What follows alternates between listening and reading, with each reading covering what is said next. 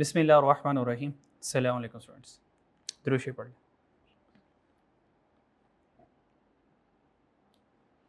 अच्छा जी, लास्ट हम लोगों ने क्वेश्चन नंबर 9 सॉल्व किया था जी।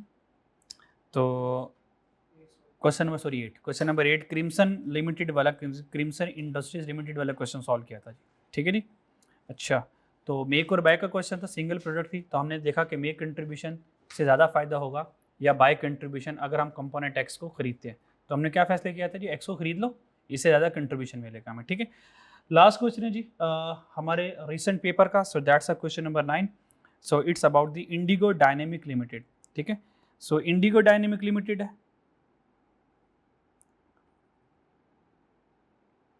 तो जस्ट सबसे पहले हम रिक्वायरमेंट पे जंप इन करने वाले हैं कि रिक्वायरमेंट क्या है, फिर दोबारा से सारे क्वेश्चन को हम क्या करेंगे, रीड करेंगे ताकि उसके अकॉर्डिंग हम प्लान कर सकें।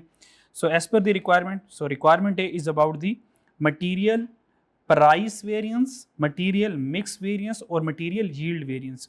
आपको पता है जो मिक्स एंड यील्ड वेरिएंस होता है ये असल में मटीरियल क्वांटिटी यानी कि यूजेज वेरिएंस होता है। इसका मतलब मुझे मटीरियल के वेरिएंसेस चाहिए जी, वेरिएबल ओवरहेड एक्सपेंडिचर और एफिशिएंसी चाहिए जी, और फिक्स ओवरहेड का कौन सा चाहिए, एक्सपेंडिचर और एफिशिएंसी और कैपेसिटी वेरिएंस। और आपको पता है कि एफिशिएंसी और कैपेसिटी वेरिएंस ये कौन से वेरिएंस होते हैं जी ये फिक्स ओवरहेड के वॉल्यूम वेरिएंस है। ये वॉल्यूम वेरिएंस की दो टाइप्स उसने कहा कि ये हमें क्या कर दो, फाइंड कर दो। ठीक है, सो 6 4 10 10 प्लस 15। ये देखिएगा ये जो 15 मार्क्स हैं, ये 15 मार्क्स है, ये 15 मार्क्स में से आराम से उनसे आप 11-12 नंबर तो हंसते मुस्कुराते ले सकते हो, हंसते मुस्कुराते ले सकते हो। डन जी, जल्दी जल्दी से 2-3 इसके अंदर एडजस्टमेंट है। अगर 1-2 नंबर कट भी गए, 12 नंबर लेना इस सवाल में से, मैं कह रहा हूँ 12 मिनट के अंदर कोई मसले वाली बात नहीं है। ठीक है जी। अच्छा जी, रिक्वायरमेंट हमने पढ़ ली, अब क्वेश्चन की तरफ मूव करते हैं जी। क्वेश्चन क्या जी, Indigo Dynamic Limited uses standard absorption costing. Obvious बात है, वेरिएंस के सवाल में हमें दो इन्फॉर्मेशन देगा, एक स्टैंडर्ड इन्फॉर्मेशन देगा और एक एक्चुअल इन्फॉर्मेशन देगा, और स्टैंडर्ड को एक्चुअल से कंपेयर करके हम वेरिएंस फाइंड करेंगे। डन जी। अच्छा, तो standard absorption costing system use कर रहा है और यहां से वो स्टैंडर्ड एब्जॉर्प्शन कॉस्टिंग यूज कर रहा है, मार्जिनल नहीं कर रहा। डन जी, अगर एब्जॉर्प्शन कॉस्टिंग यूज कर रहा है तो ठीक है, वॉल्यूम वेरिएंस आ सकता है, तो एब्जॉर्प्शन कॉस्टिंग सिस्टम यूज हो रही है। प्रोडक्ट क्या बना रहे हैं जी, डी स्टार। डी स्टार एक प्रोडक्ट है, वो बना रहे हैं। The following information relate to the month of February 26। ये मंथ ऑफ February 26 का हमारे पास प्रोडक्ट डी स्टार है, उसकी हमारे पास स्टैंडर्ड एब्जॉर्प्शन कॉस्टिंग सिस्टम के साथ डेटा अवेलेबल है। Number 1, budgeted production of D star. D star कितने बना रहा हूँ, 21,500। ये मेरे पास क्या है जी, ये बजटेड यूनिट्स है। डन जी, बजटेड यूनिट्स है। Standard cost per unit, standard cost per unit of D star. D star already मेरे पास स्टैंडर्ड कॉस्ट पे गिवन है, मेरी बात समझ आ रही है। यहां से मैं क्या करूंगा, अपने लिए स्टैंडर्ड कॉस्ट कार्ड बना लूंगा, ऑलरेडी बना हुआ है। ये स्टैंडर्ड केजी इनपुट है, ये 2 kg पर यूनिट है, ये रुपीस पर यूनिट है। तो क्या करूंगा, हम यहां से अपना वाला बना लेते हैं। ठीक है जी। अच्छा, तो स्टैंडर्ड कॉस्ट पर यूनिट, सवाल का नाम क्या, इंडिगो।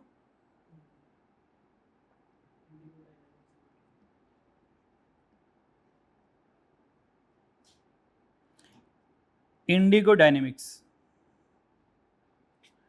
सबसे पहले बनेंगे standard cost per unit.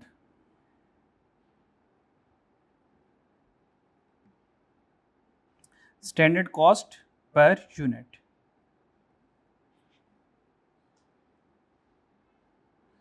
Standard cost per unit पर है। स्टैंडर्ड कॉस्ट पर यूनिट में आपको पता है हम 3 कॉलम बनाते हैं। पहले वाला कॉलम किसका हो जाएगा, केजी का होगा या आवर्स का होगा। मटेरियल के लिए केजी, लेबर के लिए आवर यूज कर लेंगे।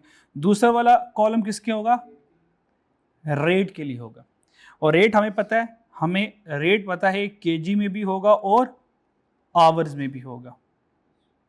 और तीसरे वाला कॉलम क्या होगा, हमारे पास रुपीस का होगा। अब सारों कैसे पढ़ेंगे, केजी आवर पर यूनिट, और ये वाला रेट, ये रेट पर यूनिट का नहीं है, ये केजी और आवर किसके, पर यूनिट के। ये रेट के आगे मैंने क्या लिखा हुआ, ये रेट है केजी और पर आवर में, और ये रुपीस किसका, पर यूनिट का। क्लियर हो गया, ये हमें पहली बात पता है। चलो जी, अब 1 पे बना जाए। मैं 2 तरह के रॉ मटेरियल इस्तेमाल कर रहा हूं बच्चों, कितने तरह के, 2 तरह के, D1 और D2। यानी कि जो D स्टार है, जो D स्टार है, ये D1 और D2 दोनों से मिलकर बनता है। बस समझ आ रही है? तो 2 kg और 3 kg हमारे पास आ गया। तो raw material D1, raw material D2 कितने kg जी? 2 kg। कितने kg जी? 3 kg। क्या ख्याल है? ये 2 kg और 3 kg आ गया। डन। अच्छा, इनके पैसे कितने जी? 600 और 450। क्या यहां से बैलेंसिंग रेट निकल आएगा जी? बैलेंसिंग रेट निकालें कितना निकलता है? 300 आ गया। और D2 का इसको इसे डिवाइड करें, 150 आ गया। यहां तक कोई मसला? ये हमने बैलेंसिंग निकाल ली है। क्लियर होगी मेरी बात? नेक्स्ट चलते हैं लेबर। लेबर पर आ जाएं जी। लेबर कितना यूज हुआ है? 0.75 और उसके रुपीस कितने? 300 पर यूनिट। तो हमारे पास यहां से आ जाएगा डायरेक्ट लेबर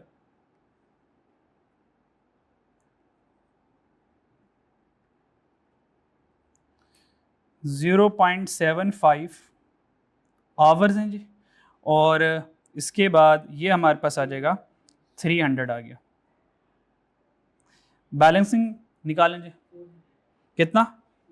400। ये 400 हमारे पास बैलेंसिंग आ गया। गन डन जी। अभी गन चल गई थी। अच्छा ये डायरेक्ट लेबर आ गया। बच्चों अब क्या रह गया हमारे पास? ओवरहेड्स। अब मसला ये है, ये प्रोडक्शन ओवरहेड दिए हैं, ये तो हमारे पास टोटल ओवरहेड है। ये तो हमारे पास क्या बच्चों? टोटल प्रोडक्शन ओवरहेड है। मुझे टोटल प्रोडक्शन ओवरहेड तो नहीं चाहिए, मुझे क्या चाहिए? इसमें से वेरिएबल ओवरहेड चाहिए और इसमें से मुझे फिक्स एफओएच चाहिए। वेरिएबल एफओएच चाहिए और फिक्स एफओएच चाहिए, दो चाहिए, इनको दोनों को अलग अलग करना है। अब टोटल 0.75 है और ये 270 टोटल है। अगर ये 270 टोटल है तो इसमें से मेरे पास कुछ हिस्सा, कुछ पोर्शन जो है वो वेरिएबल एफओएच का होगा और कुछ पोर्शन मेरे पास फिक्स एफओएच का होगा। बस इस सवाल में शायद इन दोनों की बाइफर्केशन थोड़ी सी ट्रिकी है बस, और इसके अंदर कोई खास वैरायटी नहीं थी। अगर कोई वैरायटी कहीं कोई वैरायटी है तो बस ये वाली वैरायटी उसने लगाई हुई है। डन। अब इसको क्रैक करते हैं जरा, ठीक है जी। अब यहाँ पे थोड़ा सा होल्ड करते हैं, क्वेश्चन को आगे चलाते हैं। यहाँ तक स्टॉक मूवमेंट हमारे पास D1, ये मटेरियल D1 और D2 की हमारे पास क्या आ गई? स्टॉक मूवमेंट आ गई। हमारे पास दो तरह का मटेरियल है, D1 और D2। यहाँ पर हमारा ओपनिंग आ गया, परचेज आ गया, परचेज रिटर्न आ गया, परचेज आ गया और इश्यू टू प्रोडक्शन आ गया। इसका मतलब प्रोडक्शन में कितना मटेरियल इस्तेमाल कर रहे हैं जी? कितना मटेरियल इस्तेमाल कर रहे हैं प्रोडक्शन में? 41 kg। और D2 में टोटल कितना मटेरियल इस्तेमाल कर रहे हैं? 58,500 kg इस्तेमाल कर रहे हैं। यहाँ तो कोई मसला? अच्छा जी। Ideal follows the FIFO method for इस इन्वेंट्री वैल्यूएशन। इन्वेंट्री वैल्यूएशन के लिए कौन सा मेथड यूज हो रहा है जी? FIFO मेथड यूज हो रहा है। FIFO मेथड यूज हो रहा है। इसका मतलब ये जो 41,000 इशू हुए होंगे, कह सकता हूं 15,000 सबसे पहले गए होंगे।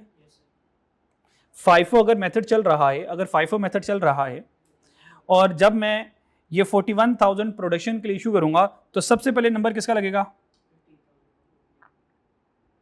15,000 का, जो कि 300 का रेट बनता है। ऐसी है मेरी बात समझ आ रही है? 15,000, उसका मतलब टोटल 41,000 इशू हुआ है। तो फिर रिमेनिंग हमारे पास कितने यूनिट्स बन गए होंगे? 41 में से 15,000 माइनस करें, कितना बन गया होगा जी? 26,000। ये जो 26,000 है ये 305 के हिसाब से ये इशू हुए होंगे। यहां तो कोई परेशानी? ठीक है। D2 में आ जाए जरा। जब D2 में हमने टोटल कितने यूनिट्स इशूड किए जी? 58,500। ये टोटल इशूड हमने इतने किए 58,500।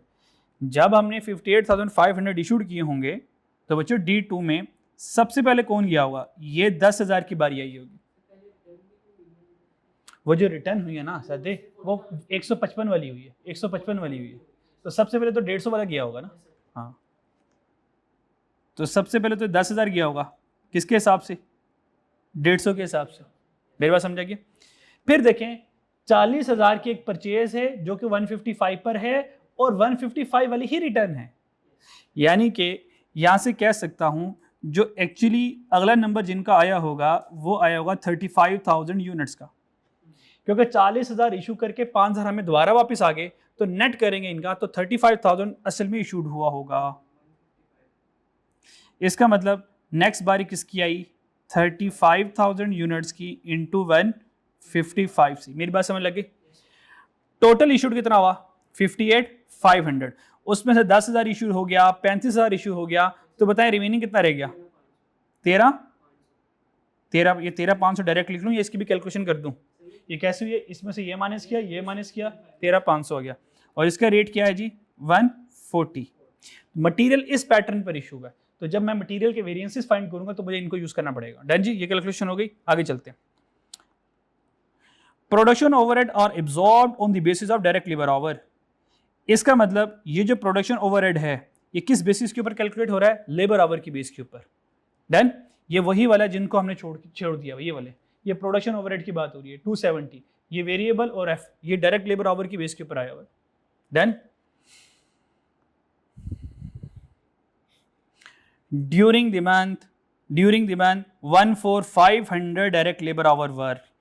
क्योंकि ये ड्यूरिंग द मंथ है तो ये बजटेड नहीं है, ये एक्चुअल लेबर आवर है ना। ये हमारे पास क्या आ गया, एक्चुअल लेबर आवर आ गया, यहाँ तो कोई मसला। तो एक्चुअल लेबर आवर कितने आ गए 14,500, यहां तक देख लें कोई मसला। अब आई असल कहानी जिसके हम इंतजार में थे, वेरिएबल प्रोडक्शन ओवरहेड इंकर during the month. Variable production overhead कितना है, 4 मिलियन का वेरिएबल प्रोडक्शन ओवरहेड है, यहां तो कोई मसला। फिक्स प्रोडक्शन ओवरहेड वर बजटेड एट, अच्छा ये variable production during the year, इसका मतलब ये एक्चुअल है, ये एक्चुअल वेरिएबल ओवरहेड है, क्या ख्याल है, क्योंकि ये ड्यूरिंग द मंथ है, तो ये वेरिएबल ओवरहेड जो है ये ड्यूरिंग द मंथ है, इसका मतलब 4 मिलियन का एक्चुअल वेरिएबल ओवरहेड है। पर अभी तो हम बजटेड की कैलकुलेशन में वो हमने फाइंड करना है, यानी कि ये जो बजटेड ओवरहेड्स हैं, ये जो बजटेड हमारे पास वेरिएबल और एफ बजटेड है ना, अभी तो हम इनकी तलाश में जरा। डन, और क्योंकि वेरिएंस तो कैलकुलेट करना है तो हमें एक्चुअल वेरिएबल ओवरहेड भी चाहिए होंगे, तो वो हमारे पास 4 मिलियन आ गया। यहां तक क्लियर, कोई मसले वाली बात नहीं, आगे चलते हैं। फिक्स प्रोडक्शन ओवरहेड वर बजटेड, तो ठीक है हमें इसकी तलाश थी, जो यहां पर करके आया, हम बजटेड के तलाश में थे। तो फिक्स प्रोडक्शन ओवरहेड जो बजटेड है वो कितने हैं 1458000, यहां तक कोई मसला। अच्छा बस इस वाले पूरे वाले सवाल में ये सेकंड लास्ट वाला पॉइंट्स के ऊपर स्टार लगा रहा हूं, बस ये थोड़ा सा ट्रिकी था, बाकी सारा सीधा सवाल था। 30% of budgeted fix overhead were related to utility. कहता जो 30% बजटेड फिक्स प्रोडक्शन ओवरहेड है वो किससे रिलेट कर रहा है, यूटिलिटी से कर रहे हैं। During the month fix utility expense increase by 25%, जो फिक्स यूटिलिटी एक्सपेंस है वो कितना इंक्रीज कर रहा है 25% इंक्रीज कर रहा है। Whereas other fix production overhead decrease by 5% from their budgeted amount, जो इसके अलावा अदर बजटेड फिक्स ओवरहेड हैं वो 5% से क्या कर रहे हैं, डिक्रीज कर रहे हैं। क्लियर? अच्छा जी, अब यहां पर आ जा, इसका मतलब यह है कि मेरे पास बजटेड फिक्स ओवरहेड कितने आ गए 1548000, बात समझ लगी? ये मेरे पास बजटेड ओवरहेड है, और अगर इनको मैं 21,500 जो कि बजटेड यूनिट्स है, budgeted overhead divide by budgeted unit, तो फिक्स ओआर आ जाएगा, फिक्स ओआर आ जाएगा ना पर यूनिट पे। तो क्या मैं फिक्स ओआर पर यूनिट यहां से कैलकुलेट कर सकता हूं? बिल्कुल कैलकुलेट कर सकता हूं, करें जरा। यहां से हमारे पास आ गया फिक्स्ड ओवरहेड, फिक्स ओवरहेड हमारे पास आ जाएगा on the basis of labour our है, तो ये 0.75 आवर रहेगा। फिर बात समझ आ रही है?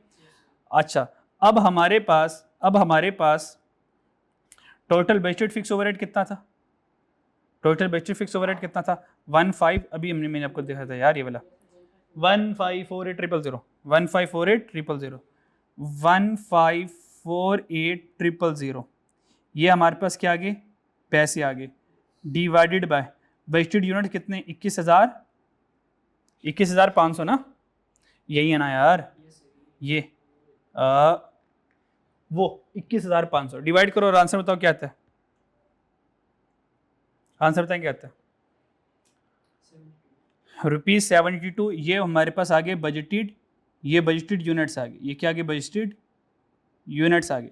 यहाँ से जो आंसर आया, यहाँ से जो आंसर आया उस आंसर का नाम क्या है 72, ये है ₹72 पर यूनिट। नहीं समझ आ रही बात? अगर ₹72 पर यूनिट ये बजट आ गया, इसको इसे डिवाइड करेंगे तो यहाँ से हमारे पास बैलेंसिंग क्या आ रहा है ₹96 पर आवर, ऐसे ₹96 per hour.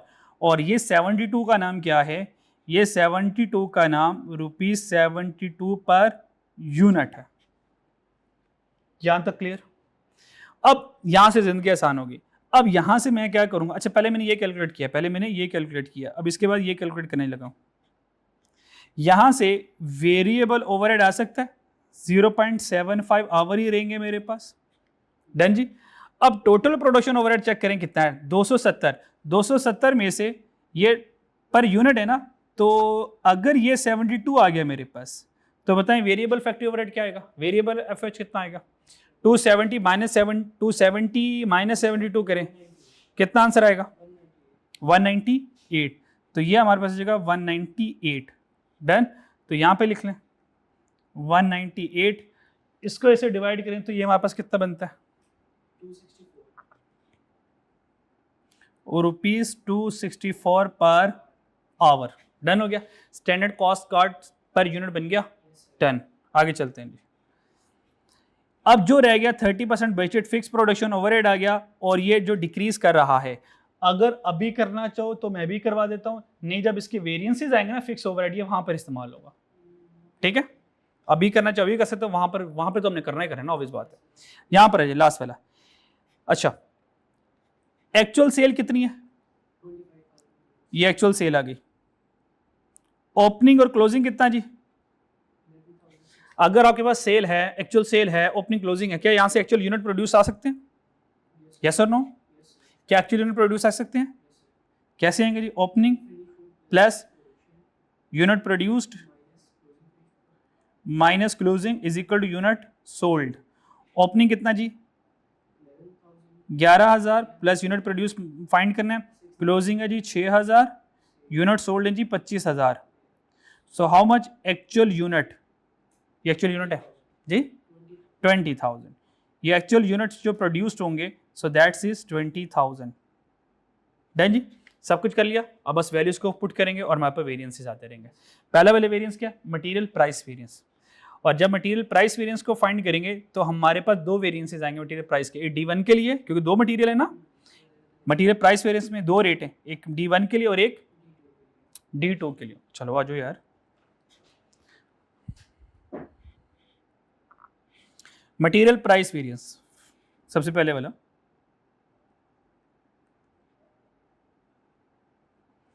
Material price variance में जाए, मटेरियल प्राइस वेरिएंस से मुझे बताएं क्या वेरी कर रहा है, प्राइस वेरी कर रहा है, तो फॉर्मूला क्या बनेगा, standard price minus actual price, standard price minus actual price, या standard rate minus actual rate, जो मर्जी कहते हैं उसको। ठीक है, मल्टीप्लाई बाय एक्चुअल क्वांटिटी, ये एक्चुअल क्वांटिटी यूज्ड आ जाएगा। फाइफो मेथड है ना, अगर फाइफो मेथड है, आपको पता है अगर फाइफो है एफ को हो तो जो इन्वेंट्री वैल्यूएशन होगी वो एक्चुअल पर होगी, तो यहाँ पे जो एक्चुअल क्वांटिटी यूज्ड होगी वो लेंगे। ये बात पता है ना आपको? हाँ। और अगर इन्वेंट्री वैल्यूड, मटेरियल वैल्यूड अगर स्टैंडर्ड कॉस्ट के ऊपर हो, तो जो प्राइस होता है, जो प्राइस होता है उसके लिए कौन सी क्वांटिटी लेंगे, एक्चुअल क्वांटिटी परचेज्ड। और जो एफिशिएंसी, जो क्वांटिटी यूजेज होगा उसके लिए एक्चुअल क्वांटिटी यूज लेते हैं। ये बात पता है ना, क्योंकि हमारे पास फाइफो मेथड है, फाइफो मेथड है, तो यहाँ पे एक्चुअल क्वांटिटी यूज लेने वाला हूँ। मेरी बात समझ लगी? क्लियर? हाँ, ये ध्यान रखना है बाद में। अच्छा ठीक है जी, अब आ जाए स्टैंडर्ड प्राइस। हमारे पास क्या बच्चों, दो तरह का मटेरियल है। सबसे पहले D1 के लिए कैलकुलेशन कर लेते हैं, फिर D2 के लिए करें। D1 के लिए स्टैंडर्ड प्राइस कितना है, यहाँ पर आ जाओ, ये D1 के लिए स्टैंडर्ड प्राइस कितना है और D2 के लिए 150। तो फिलहाल हम D1 करें तो स्टैंडर्ड प्राइस हमारे पास आ जाएगी यहाँ पे 300। यहाँ तो कोई मसला? अब यहाँ से हम एक्चुअल प्राइस निकालेंगे बच्चों। क्या निकालेंगे? Actual price. अब एक्चुअल प्राइस में दो मसले हैं बच्चों, एक्चुअल प्राइस में दो मसले हैं।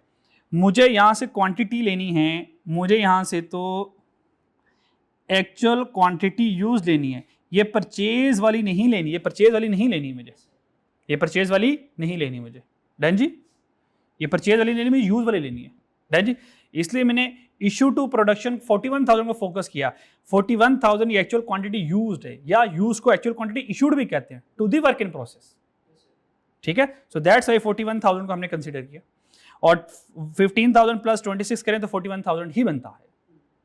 मेरी बात समझ आ रही है? अगर यहाँ पे लिखा होता सवाल में inventory valued at standard cost, तो फिर मैं 41,000 का ना लेता, फिर क्वांटिटी परचेज को लेता रेट के लिए, और जब यूजेज का क्वांटिटी यूजेज वेरिएंस का मैं वेरिएंस कैलकुलेट करता तो फिर 41,000 को कंसीडर करता एक्चुअल क्वांटिटी यूज्ड को। अच्छा जी, तो हमारे पास दो तरह की क्वांटिटी आ रही है, एक 15,000 से और एक 26,000 से, और ये 300 305 उनका क्या है, एक्चुअल प्राइस है, यानी कि एक्चुअल प्राइस कह लें, एक्चुअल रेट कह लें, जो मर्जी कह लें। तो D1 के लिए दो काम करूंगा, नंबर 1 300 और एक्चुअल रेट पहले कौन सा 300, तो 300 माइनस 300 और एक्चुअल क्वांटिटी आ गई 15,000। फिर इसमें दूसरी क्वांटिटी आ गई 26,000, 26,000 की दूसरी क्वांटिटी आ गई, स्टैंडर्ड तो 300 ही है, और 26,000 के लिए एक्चुअल रेट कितना 305, यहां से आ जाएगा 305। ये दो बनेंगे ऐसे करके। क्यों बना? 5 होता, F को होता तो 1 बनता। डन होगी मेरी बात, क्लियर है? दोनों का आंसर बता दें। पहले वाले का तो आंसर 0 आ गया ना, पहले वाले का आंसर 0 आ गया, इसका तो आंसर वैसे ही 0 आ गया ना। इसका आंसर बताते हैं क्या था, 130,000 एडवर्स।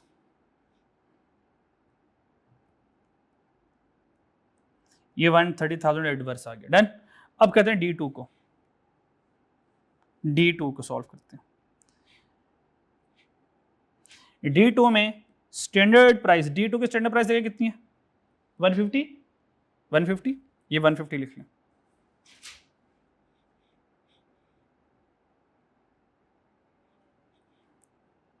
ये 150 लिख लें, माइनस आज 3 तरह की क्वांटिटी आ रही है, 3 रेट आ रहे हैं, आज 3 रेट आ रहे हैं, आज 3 रेट आ रहे हैं, 150, 155, 140, 3 रेट आ रहे हैं, तो मुझे 3 एक्चुअल रेट लिखने पड़ेंगे। पहले वाला 150, दूसरे वाला 155, तीसरे वाला 140, ये 3 रेट डिफरेंट आ रहे हैं। पहले वाली की क्वांटिटी 10,000, दूसरे वाली क्वांटिटी 35,000, तीसरी क्वांटिटी 13,500। कोई मसला यहाँ तक? और स्टैंडर्ड तो सेम ही रहेगा, स्टैंडर्ड तो सेम ही रहेगा, डन। बस तीनों का कंबाइन आंसर बता दो, तीनों का बस कंबाइन आंसर बता दो, बस तीनों का कंबाइन आंसर बता दो।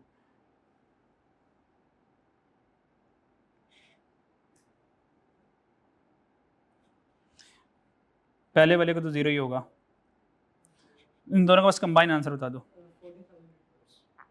कितना?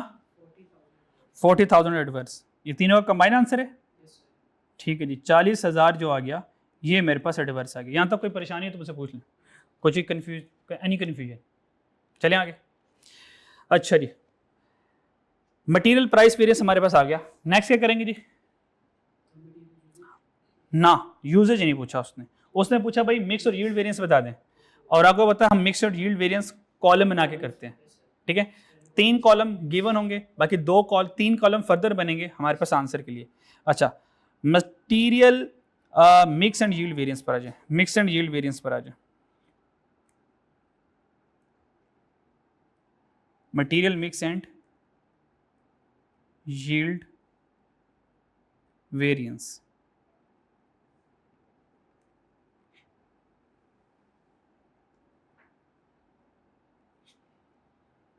चलें जी। कितने कॉलम बनने वाले बच्चों? 6 कॉलम बनेंगे, 6 कॉलम बनेंगे, मटेरियल मिक्स और यील्ड वेरिएंस दोनों हमारे सामने आ जाएंगे, डन जी। अच्छा जी, सबसे पहले वाला कॉलम बनेगा, सबसे पहले वाला कॉलम बनेगा standard quantity actual mix, standard quantity standard mix वाला, स्टैंडर्ड क्वांटिटी स्टैंडर्ड मिक्स बनेगा, एक्चुअल क्वांटिटी एक्चुअल मिक्स आ जाएगा, फिर एक्चुअल में कितना स्टैंडर्ड है, एक्चुअल क्वांटिटी स्टैंडर्ड मिक्स, ये हमारे पास आ जाएगा। पहले ये 3 कॉलम को काबू करते हैं, फिर इससे आगे चलते हैं। और 2 तरह के हमारे पास मटेरियल हैं, एक D1 के लिए बनेगा और एक D2 के लिए बनेगा। एक D1 के लिए बनेगा और एक D2 के बनेगा। डन जी। स्टैंडर्ड क्वांटिटी वैसे ही फाइंड करते हैं जैसे हम पहले फाइंड किया करते थे। आपको पता है स्टैंडर्ड क्वांटिटी कभी भी गिवन नहीं होती तो बनाना पड़ता है। ये कैसे बनता है जी? Actual unit multiply by standard KG per unit से बनता है ये तो। डन। सवाल में एक्चुअल यूनिट्स कितने हैं? सवाल में एक्चुअल यूनिट्स कितने? ये हमने जो फाइंड किया था 20,000। ये 20,000 हमारे पास एक्चुअल यूनिट। यहाँ तो कोई मसला? पक्की बात? एक्चुअल यूनिट्स हमारे पास आ गए 20,000। स्टैंडर्ड केजी पर यूनिट में कितना लगता है? स्टैंडर्ड कॉस्ट पे आए 2 केजी और D2 के लिए 3 केजी लगता है। डन जी। तो यहां पे हम कर देंगे 2 और सेम विद द केस ये रहेगा 20,000 मल्टीप्लाई बाय 3 होगा। डन जी। चले पहले वाले का कितना आ गया? 40,000 केजी और ये कितना आ जाएगा? 60,000 केजी। ध्यान दो कि मसला दोनों को टोटल करेंगे तो हमारे पास कितना आ जाएगा? 100,000। ये हमारे पास आ जाएगा। यहाँ तक देख लें कोई मसला? क्लियर? अच्छा जी। और ये 20,000 को कोई वर्किंग शर्किंग का नाम देना तो वर्किंग शर्किंग का नाम दे सकते हो, वरना पता चल रहा है ना। एक्चुअल क्वांटिटी एक्चुअल मिक्स, ये जो एक्चुअल क्वांटिटी एक्चुअल मिक्स है, ठीक है। यहाँ पर आ जाए जरा। हमारे पास एक्चुअल क्वांटिटी क्या है? नॉर्मली आपको पता है एक्चुअल क्वांटिटी नॉर्मली क्वेश्चन में गिवन होती है, ठीक है। यहाँ पर है ये एक्चुअल क्वांटिटी कौन सी बच्चों? ये वाली ये वाली 41,000 और हमारे पास 58,500।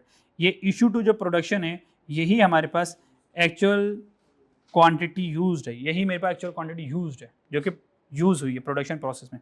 41,000 और 58,500। डन जी। गिवन है हमारे पास, ये लिख लेते हैं।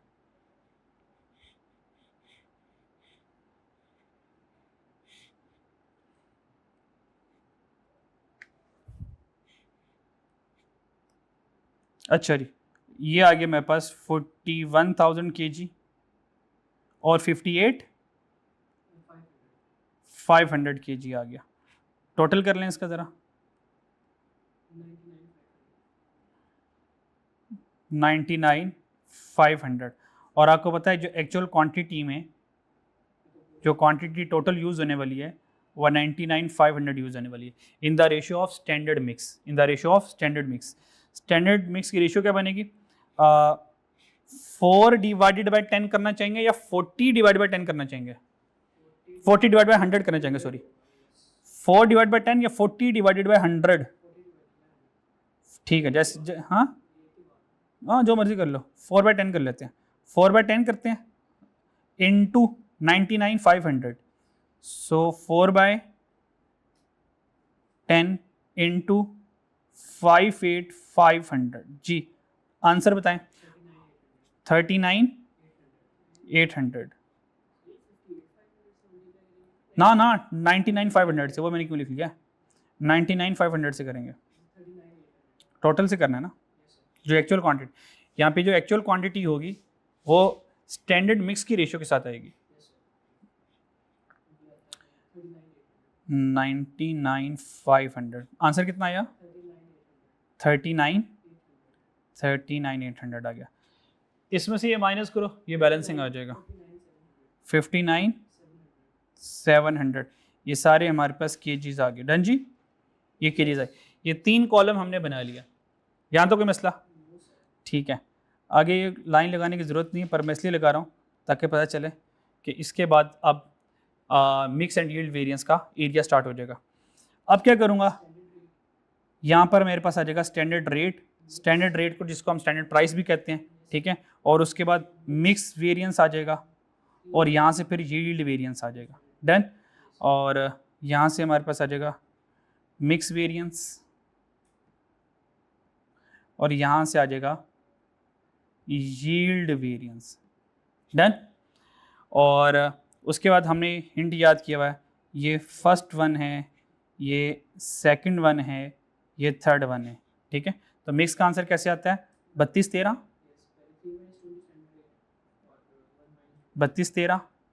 और 1 - 3 करूँगा और स्टैंडर्ड रेट से मल्टीप्लाई कर दूंगा तो मिक्स और यील्ड ऑटोमेटिकली मेरे पास आ जाएगा। तो करना क्या है? तो सबसे पहले स्टैंडर्ड रेट हमारे पास ए का कितना है? ए का स्टैंडर्ड रेट कितना है हमारे पास? 300 और 150। तो क्या करें, सबसे पहले 3 - 2, 3 कौन है जी? 3, ये 3 - 2 39,800 माइनस करें 41,000, जो आंसर आए उसको 300 से मल्टीप्लाई करके फाइनल आंसर बताएं क्या आता है। क्या आंसर आता है? 360,000 एडवर्स। नीचे वाला भी ऐसा करें, इसको इसमें से माइनस करें, मल्टीप्लाई 150 करें, क्या आंसर आया? 180,000 फेवरेबल। और सम अप करेंगे तो ये फाइनल आंसर आ जाएगा, कितना आया? 180,000। इसका मतलब जो मटेरियल मिक्स वेरिएंस है उसका आंसर 180,000 है। ये एडवर्स है। डन। अब आगे चलते हैं यील्ड। यील्ड कैसे का? 1 - 3, 1 कौन है? ये वाला। तो 40,000 माइनस करेंगे 39,800 मल्टीप्लाई बाय स्टैंडर्ड रेट करेंगे तो ये वाला आंसर हमारे पास आ जाएगा 60,000 फेवरेबल और 45,000 फेवरेबल। तो आंसर नेट एडवर्स में निकल जाएगा 10। ये फेवरेबल ही है, दोनों अच्छा ठीक है। आंसर कितना आया? 105 फेवरेबल आ गया। तो ये मिक्स और ये हमारे पे यील्ड आ गया। डन जी, यहाँ तो कोई मसला बाकी बात। नेक्स्ट ये हमारे पास रिक्वायरमेंट नंबर शायद ए थी, है ना? ये रिक्वायरमेंट नंबर ए थी, तो इसको हम कहते हैं so that's our requirement number A. ये रिक्वायरमेंट नंबर ए हमारे पास आ गई। ये सारे पास मेरे पास मिक्स और यील्ड वेरिएंस आ गया और यहाँ से हमारे पास प्राइस वेरिएंस आ गया, बल्कि इसको कह लेते हैं ये हमारे पास रिक्वायरमेंट नंबर ए में मटेरियल प्राइस वेरिएंस आ गया D1 D2 का, और उसके बाद हमारे पास मिक्स एंड यील्ड वेरिएंस आ गया किसका? D1 और D2 का। दो मटेरियल थे तो दोनों के लिए हमें अलग अलग कैलकुलेशन करनी पड़ी। डन जी। Okay, so now move to the next variance. Next variance क्या जी मेरे पास? अच्छा, इसमें देख लें कोई मसला है, कोई परेशानी वाली बात? ठीक है जी, ये दो मेरे पास, ये आंसर आ गया मेरे पास। पार्ट नंबर बी में आ जाए। पार्ट बी में वो क्या कह रहा है? Variable overhead expenditure variance. Variable overhead expenditure variance और वेरिएबल ओवरहेड क्या करना जी? Efficiency variance. ये दो वेरिएंस मुझे क्या करना है? फाइंड करने हैं। आ जाए जरा, variable overhead expenditure variance find करते हैं।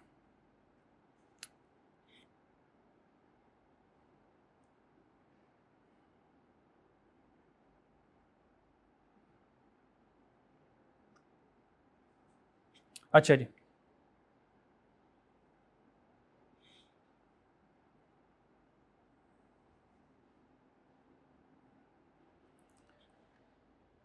Part B, variable overhead expenditure variance.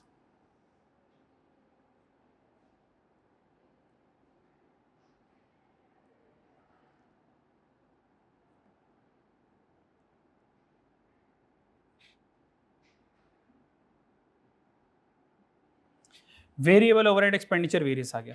Variable overhead expenditure variance बच्चों कैसे आता है जी? Standard rate formula expenditure variance है, आपको पता है बिल्कुल रेट वेरिएंस की तरह होता है। तो फॉर्मूला क्या बनेगा? Standard rate minus actual rate multiply by actual labour our, ये यूज करेंगे हम। यहाँ तो मसला ठीक है। स्टैंडर्ड रेट हमारे पास पर आवर गिवन है, standard rate per hour given है, ये स्टैंडर्ड रेट वेरिएबल वाला कितना जी? 264। ये 264 यूज कर लूंगा। डन। अच्छा जी, तो स्टैंडर्ड रेट कितना आ गया जी? 264 माइनस कर दूंगा एक्चुअल रेट मेरे पास वेरिएबल का कितना है। अब एक्चुअल रेट वेरिएबल का मेरे पास गिवन नहीं है, कैलकुलेट करना पड़ेगा। डन जी, कैसे कैलकुलेट करेंगे? एक्चुअल एक्चुअल जी, ये कैसे कैलकुलेट होगा बच्चों? ये एक्चुअल रेट कैसे होगा? Actual variable overhead divided by actual labour our, ये ऐसे कैलकुलेट होगा। ऐसे है, ये ढूंढे जरा एक्चुअल वेरिएबल ओवरहेड कितना और एक्चुअल लेबर आवर कितने, दोनों चीज़ें मुझे चाहिए। सवाल में आए एक्चुअल वेरिएबल ओवरहेड हमने पढ़ा था, किधर गया? ये वाला 4 मिलियन, ये लिखा हुआ मैंने। एक्चुअल वेरिएबल ओवरहेड कितना जी? 4 मिलियन। और एक्चुअल लेबर आवर ये भी लिखा हुआ है, एक्चुअल लेबर कितना है? 14,500। तो 4 मिलियन को डिवाइड कर दूंगा 14,500, तो यहां से मेरे पास एक्चुअल वेरिएबल ओवरहेड का रेट आ जाएगा। यस और नो? आ जाओ फिर लिखते हैं फिर जी। 4 मिलियन डिवाइडेड बाय कितना? 14,500, कितना आंसर आता है? जो भी आंसर आता है।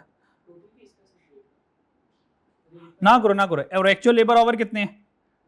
14,500। बस सारे का वन टाइम आंसर ही बता दो, सारा का वन टाइम आंसर बता दो।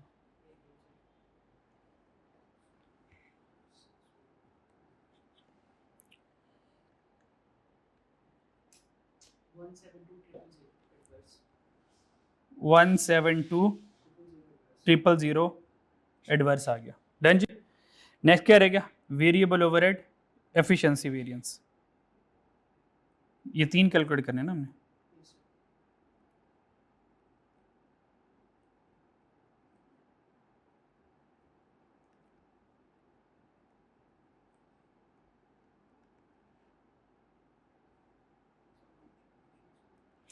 वेरिएबल ओवरहेड एफिशिएंसी वेरिएंस जी बच्चों, फॉर्मूला जी इसका standard our minus actual our multiply by standard rate. So standard our minus actual our multiply by standard rate. क्या ख्याल है? पक्की बात? स्टैंडर्ड आवर आपको पता कभी भी खुद नहीं आता, ये तो बनाना पड़ता है, actual unit multiply by standard are per unit से, ये तो बनाना पड़ता है।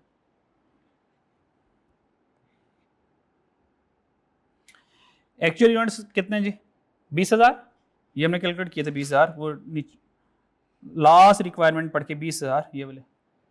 एक्चुअल यूनिट 20,000 मल्टीप्लाई करूँगा स्टैंडर्ड आवर वेरिएबल के लिए। स्टैंडर्ड आवर वेरिएबल कितना है?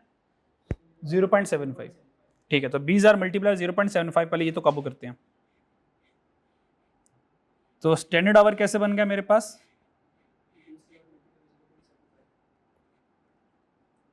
20,000 मल्टीप्लाई बाय 0.75, ये स्टैंडर्ड आवर मेरे पास बन गया। एक्चुअल लेबर आवर तो गिवन है 14,500। क्या ख्याल? तो माइनस कर देंगे 14,500 जो एक्चुअल लेबर आवर है।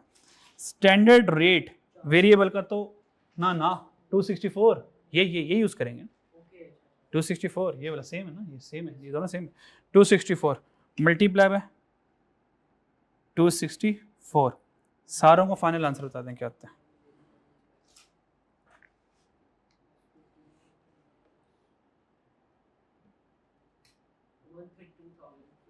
फेवरेबल 132,000 ये मेरे पास फेवरेबल आ गया।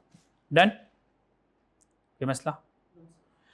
ठीक है, लास्ट रह गया, सॉरी सेकंड, अभी वेरिएबल का एक बस यही है। ठीक है, डन जी।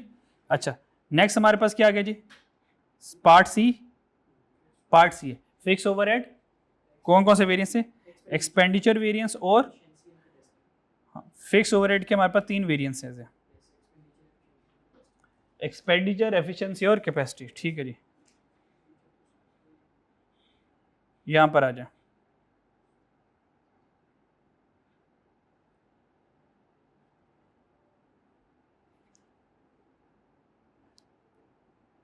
Fixed overhead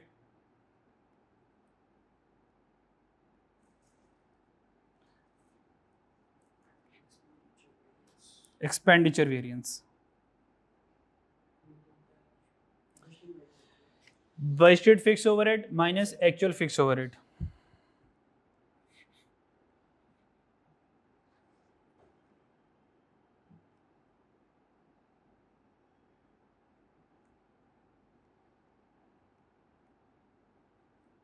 minus actual fixed overhead. Budgeted तो गिवन था हमारे पास, याद होगा आपको, कितना था? ये लिखा हुआ बजटेड 1548000। सवाल से देख लें तो सवाल से ये लिखा हुआ है 1548000, ये पड़ा हुआ है 1548000, that's a budgeted fix production overhead. Done जी। क्या ख्याल है? बात समझ आ रही है मेरी? बजटेड तो अभी मैं लिख लूंगा, पर इससे आगे हम मुझे सही काबू करना है एक्चुअल वाले को। एक्चुअल वाले में वैरायटी है, वो जो 30% जो है यूटिलिटी वाला है, और अदर वाला जो है वो ड्यूरिंग द मंथ जो है वो 25% इंक्रीज करा यूटिलिटी वाला, और अदर फिक्स जो है वो 5% डिक्रीज करा बजटेड से। तो यहां से मेरे पास सारी इंफॉर्मेशन आ रही है, ये वाली एक्चुअल आएगी। डन। अच्छा जी, इसका मतलब ये है पहले ये लिख लें 1548,000 और याद रखें 30% इसमें से बजटेड है, 30% जो बजट फिक्स हो रहा है वो यूटिलिटी वाला है, तो 70 वाला अदर होगा। ठीक है, बजटेड फिक्स कितना आ गया मेरे पास 1548,000 1548,000 यहां तो कोई मसला। माइनस करूंगा एक्चुअल फिक्स ओवरहेड। बच्चों माइनस क्या करूंगा? Actual fix overhead. अब ये एक्चुअल फिक्स ओवरहेड कैसे आएगा ये जरा देखिएगा प्लीज, ये यहां से गौर से देखिएगा। ये जो एक्चुअल फिक्स ओवरहेड आएगा ये कम फ्रॉम दी बजटेड। ये एक्चुअल कैसे आएगा? ये बजटेड एफओएस से आने वाला है। कहां से आने वाला है? बजटेड एफओएस से आने वाला है। बजटेड एफओएस मेरे पास कितना है? 1548,000। ये 1548,000 है मेरे पास। क्लियर? मेरे पास समझ लगी? अच्छा, अब यहां से दो हिस्से होने वाले हैं, यहां से इसके दो हिस्से होने वाले हैं। 30% वो है जो यूटिलिटी में जाएगा, इसमें से जो 30%, एक मिनट जरा इसमें दोबारा क्लोज करके दोबारा ओपन करो, थोड़ा सा तंग कर रहा है।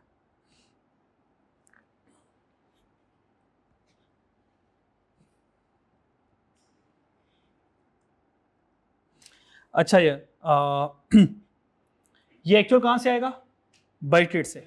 बजटेड ये था और इसके दो हिस्से हो गए, 30% हो गया यूटिलिटीज वाला और 70% हो गया अदर वाला। क्या ख्याल है? बात समझ आ रही मेरी?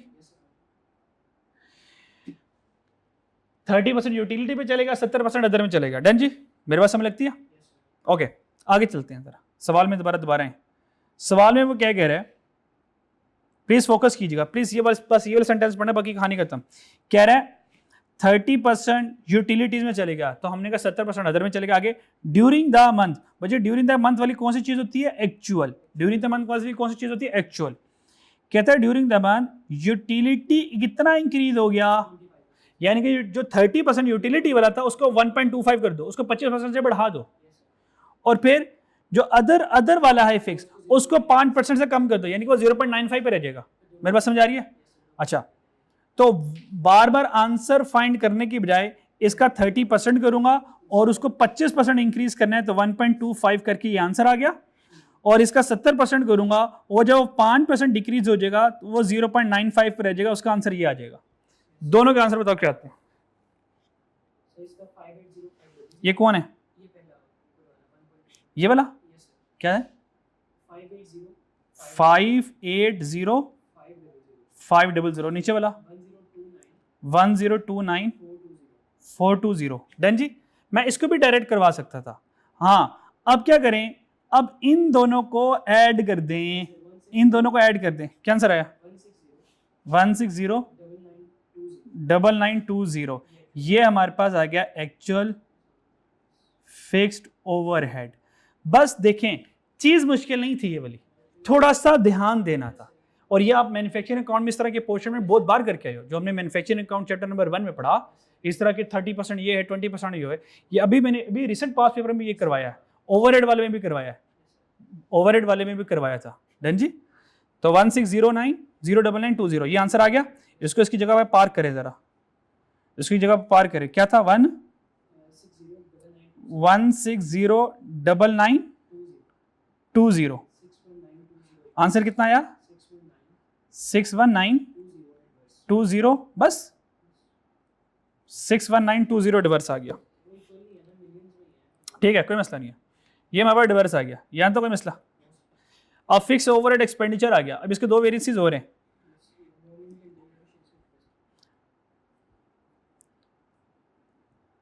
फिक्स ओवरहेड कौन सा? कैपेसिटी था। ठीक है, पहले एफिशिएंसी कर लें।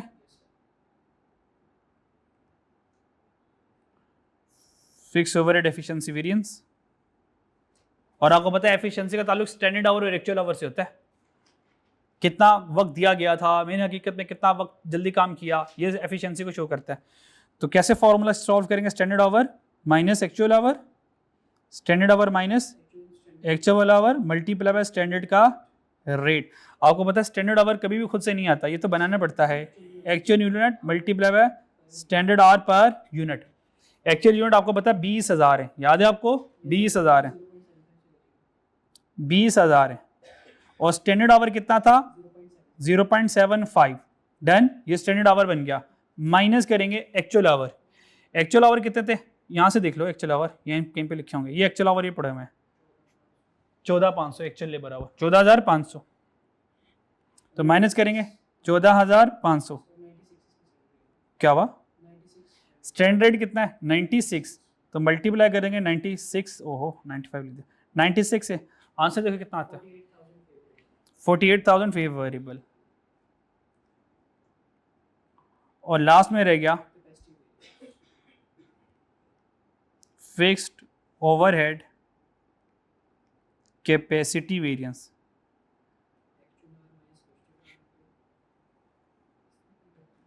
कैपेसिटी का मतलब क्या है बच्चों, हम अपनी कितनी गिवन कैपेसिटी यूज कर रहे हैं, हम अपनी कितनी गिवन कैपेसिटी यूज कर रहे हैं जी। तो कैपेसिटी का ताल्लुक किससे है जी,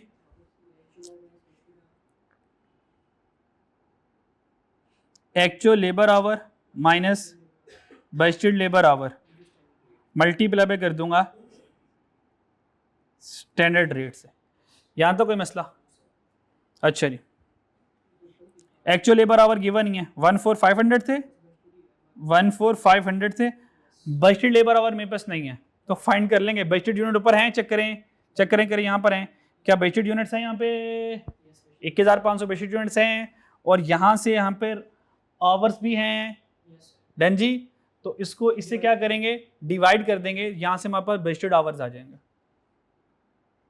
डन, या डिवाइड होगा या मल्टीप्लाई होगा, एक दो उन दोनों में से एक काम हो तो वो देख लेते हैं, डिवाइड करना है मल्टीप्लाई करना है।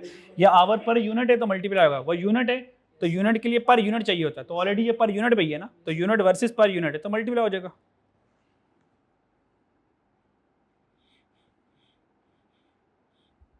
जी। और रुक जाओ 21,500 टाइम्स 0.75, डन जी। ये आवर पर यूनिट है, मेरे पास समझ आ रही है। मल्टीप्लाई बाय स्टैंडर्ड रेट कितना है 96 ही है, आंसर आ गया 156,000, ये आ गया हमारे पास सेटिवर्स। और यहाँ पर अल्हम्दुलिल्लाह हमारा सही है कि मसला सही है। तो ये हमारे पास सारा सवाल था, डन जी। इन दोनों को ऐड कर लो तो वॉल्यूम ही है, इन दोनों को ऐड करें तो वॉल्यूम आ जाता है, उसने वो पूछना नहीं जब ये दोनों पूछ ली। Done, clear. तो यहाँ पर हमारा कोर्स भी कंप्लीट हो गया अल्हम्दुलिल्लाह, रिवीजन भी कंप्लीट होगी, ठीक है।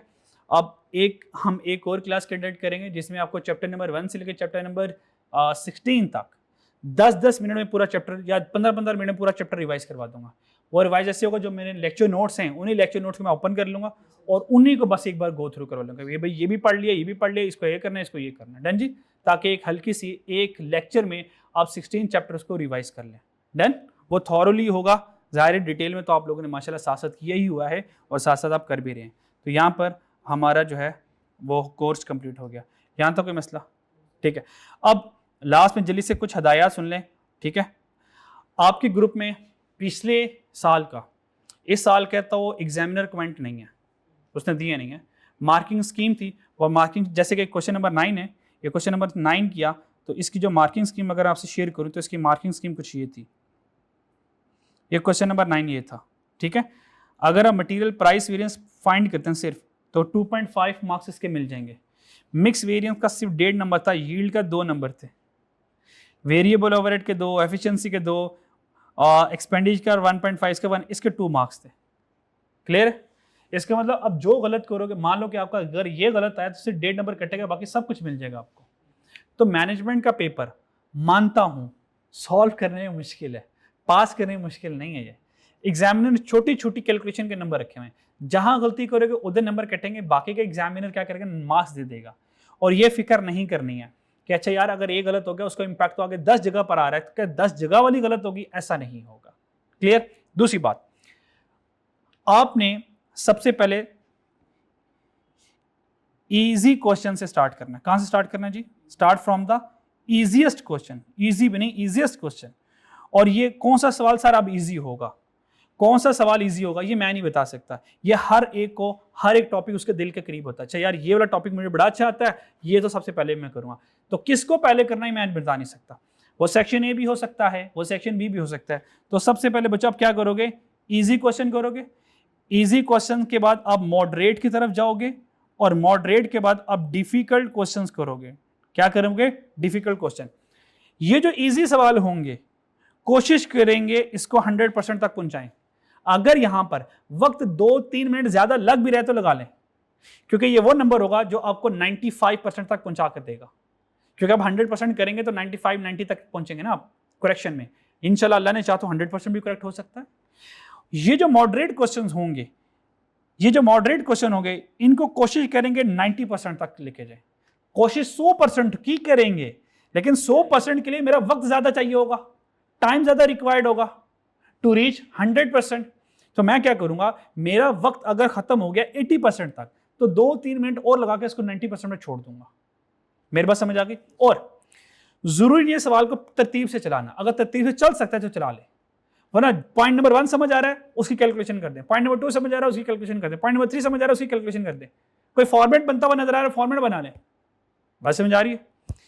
ये जो डिफिकल्ट क्वेश्चन होगा बच्चों, ये तो टाइम के साथ चलेगा, ये तो टाइम बेस्ड होगा, मतलब अगर एक क्वेश्चन मिसाल के तौर पर मेरे पास 10-20 नंबर का आ गया, कितने नंबर का आ गया, एम ही कह रहा हूं, 20 नंबर का आ गया, तो 1.2 से क्या करूंगा, मल्टीप्लाई करवा दूं, 1.8 से, सॉरी वो 1.2 जरा पीआरसी वाले हिसाब लगा हुआ है, जरा वो 2 घंटे का पेपर होता है ना, 1.8 से करूंगा तो 18 36 मिनट है मेरे पास। कितने मिनट है जी, 36 मिनट है मेरे पास। क्या ख्याल है, तो 20 नंबर को हासिल करने के लिए मेरे पास कितने मिनट है जी, 36 मिनट है। 36 मिनट का मतलब है कि 36 मिनट में जितना कर, अच्छा ये 20 नंबर का मैक्सिमम आता है, अब मैक्सिमम 20 नंबर का आ नहीं रहा। अगर इसकी भी ऑन एवरेज देखें तो एवरेज कितने का है, 6 और 6 10, 6 और 4 10, 10 और 5 15, तो यानी 15 नंबर का है। क्लियर। तो मान लो कि 20 नंबर का नहीं आता, अगर 15 नंबर का भी आता तो 15 मल्टीप्लाई बाय 1.8 करूंगा। तो जब 15 मल्टीप्लाई बाय 1.8 करूंगा तो कितना टाइम मेरे पास बनता है, 15 मल्टीप्लाई 1.8 20, देखो जरा यार कितना बनता है, 26-27 मिनट के करीब बनेगा, 27 मिनट बनते हैं, 27 मिनट। बच्चों 27 मिनट में जितना लिख सकते हो लिखना है, 27 मिनट खत्म, ये सवाल उधर ही खत्म। बेशक ये 70% कंप्लीट है, बेशक ये 60% कंप्लीट है, इसके ऊपर वक्त नहीं लगाना, ये डिफिकल्ट क्वेश्चन है। और ये जो डिफिकल्ट क्वेश्चन होगा ये एट द एंड करेंगे आप, क्योंकि एट द एंड आपके पास टाइम कम होगा। तो आपको क्या लगता है आप एट द एंड 27 मिनट बचा पाएंगे? नहीं, क्योंकि हर एक सवाल को इसको 100% पहुंचाने की कोशिश करेंगे, इसको 90% पहुंचाने की कोशिश करेंगे, तो हर एक सवाल में 2-2 3-3 4-6 मिनट एक्स्ट्रा लग रहे होंगे। तो यहाँ पे 27 तो नहीं बच रहे होंगे, यहाँ पे ऑन एवरेज मेरे ख्याल में 18 से 15 मिनट बच रहे होंगे। तो 18 से 15 मिनट में जो जो कर सकते हो डिफिकल्ट पे बस करके उसको वाइंड अप क्लोज कर देना। और ये बात मैंने आपको ड्यूरिंग दी सेशन भी बताई थी। आईक्यू ये कहता है कि it's far better to calculate every question even half और near to full question rather than to leave one question unattendedly। तो कोई क्वेश्चन पूरा रह जाए ये बुरी बात है। सारे क्वेश्चन आप 60, 70, 80% कर लेंगे, फॉर बेटर है कि एक क्वेश्चन को पूरा अनअटेंडेडली छोड़ देना। बस समझ लगी। तो इसकी कोशिश कीजिएगा और जो 15 मिनट्स है उसकी यूटिलाइज कीजिएगा एमसीक्यूज करने में, क्वेश्चन को रीड करने में। सारे जो 9 क्वेश्चन ने, पहला क्वेश्चन तो एमसीक्यूज होगा, पीछे जो 8 क्वेश्चन होंगे उनकी रिक्वायरमेंट को पढ़िएगा और प्लान कीजिएगा। मैंने प्लानिंग बड़ी जरूरी है, ठीक है, प्लानिंग बड़ी जरूरी है। लास्ट में आखिरी बात फिर खत्म। पेपर को पास करने के लिए, सीए में पेपर को पास करने के लिए एक इक्वेशन मैं बनाता हूं। पास की 3 इक्वेशन है। पास की इक्वेशन क्या है? Pass is equal to read books, to read paper, to read books, books mean जो आप लेक्चर में से ले रहे हैं, to read book plus second one to prepare book, to prepare book. जो आपकी किताब होगी अब उसको प्रिपेयर करेंगे। To prepare book in the form of lectures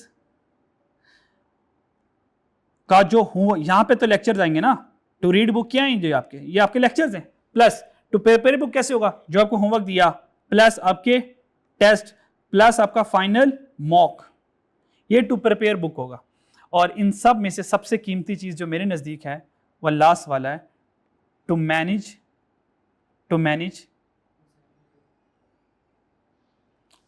paper,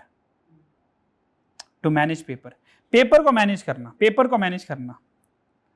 some time अगर पेपर हमें कम भी आता हो पर मैनेज अच्छा कर लें, पेपर स्टिल पास हो सकता है। सम टाइम पेपर आता भी है, मैनेज ना हो पाया, पेपर रह जाता है। तो सबसे कीमती टू पेपर मैनेज है। इन तीनों को ऐड करेंगे तो इक्वल टू पास तक पहुंच जाएंगे आप इंशाल्लाह। तो आपने ये कर लिया, ये आप कर रहे हैं, तो इंशाल्लाह पेपर को मैनेज करना है। डन। पहला कौन सा सवाल करें? सबसे आसान वाला। तो फिर कौन सा करें? उससे कम। सबसे एंड में कौन सा करें? सबसे मुश्किल वाला। डन जी, क्लियर है? सारे को रिवाइज कीजिएगा, व्हाट्सएप नंबर मौजूद है। कोई प्रॉब्लम आया करो चुपचाप स्क्रीनशॉट लें, चीज़ें पूछें व्हाट्सएप, जितना मुझसे पूछेंगे उतने आपके कॉन्सेप्ट अच्छे हो जाएंगे, उतना पेपर पास करना अपना आसान हो जाएगा। ठीक है, तो बहुत सारी अल्लाह से दुआएं, इंशाल्लाह अल्लाह आपको इंशाल्लाह ताला ढेर सारी कामयाबी अता फरमाए। ये सारे के सारे जो आप एग्जाम दे रहे हैं, अल्लाह ताला इन सब में आपको कामयाबी अता फरमाए और अल्लाह ताला आपको आखिरत में भी कामयाबी अता फरमाए। ठीक है जी, अपना ख्याल रखिएगा। अल्लाह हाफिज़।